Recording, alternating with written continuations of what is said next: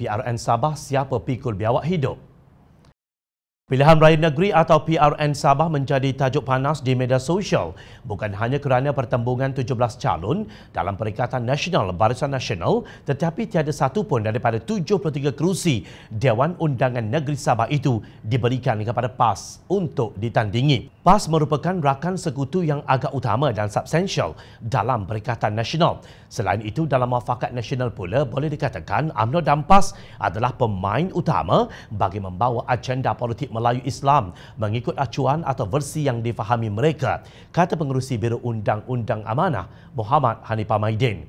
Mengulas mengenai nasib PAS yang tidak mendapat walau satu kerusi pun untuk bertanding di PRN Sabah, beliau berkata, setakat ini saya tidak dengar lagi pembelaan dari UMNO ke atas pembulian yang dilakukan ke atas rakan akrab UMNO itu.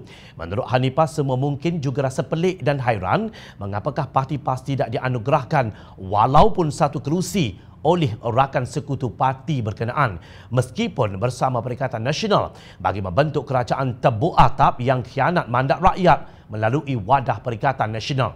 Bila melihat telah tersebar luas luahan keluh kesah, kekecewaan yang mendalam dan kritikan terbuka oleh beberapa pemimpin parti PAS di media sosial kerana kegagalan parti tersebut mendapat walau satu kerusi pun di pilihan raya negeri Sabah.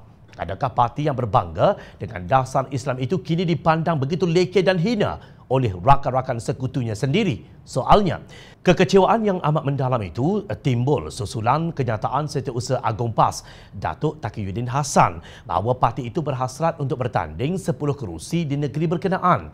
Tiba-tiba bukan sahaja tidak dapat 10 kerusi, satu kerusi pun tidak dapat, sindir Hanifah. Beliau berkata PAS tidak boleh salahkan sesiapa. Ia kena salahkan diri sendiri. Titik. Ya, tindakan dari parti AHM itu sendiri hakikatnya yang mengundang bagi saya malapetaka ngeri di Sabah itu, ujarnya. Hanifah berpendapat Barisan Nasional terpaksa berhadapan dengan dilema besar dalam rumah tangga Barisan Nasional sendiri. Ekoran dua pemimpin besar Barisan Nasional Sabah tidak disenaraikan sebagai calon.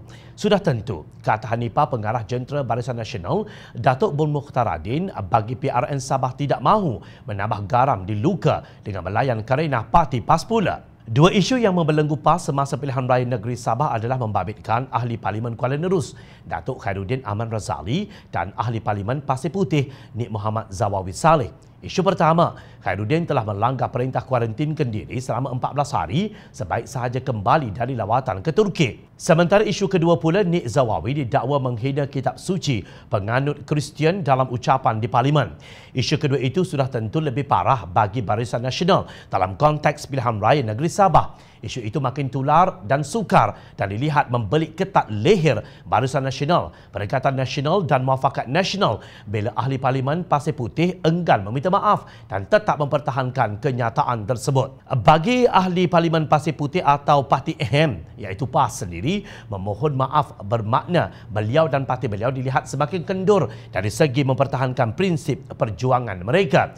Meletakkan sebarang calon dari Parti AHM di pilihan raya negeri Sabah sudah tentu akan dilihat seperti tindakan bunuh diri, tegasnya. Kata Hanifah, yang lebih malang hakikatnya walau tanpa ada satu kerusi pun, Parti AHM iaitu PAS yang akan bertanding dalam pilihan raya negeri Sabah, selagi mana Parti AHM sedang berada dalam Perikatan Nasional atau Muafakat Nasional, semua rakan sekutu dalam Perikatan Nasional tidak perlu memikul juga bebanan atau liability yang dicetuskan oleh Parti AHM iaitu PAS. Inilah yang orang putih kata Barisan Nasional, Muafakat Nasional atau Perikatan Nasional are guilty by association.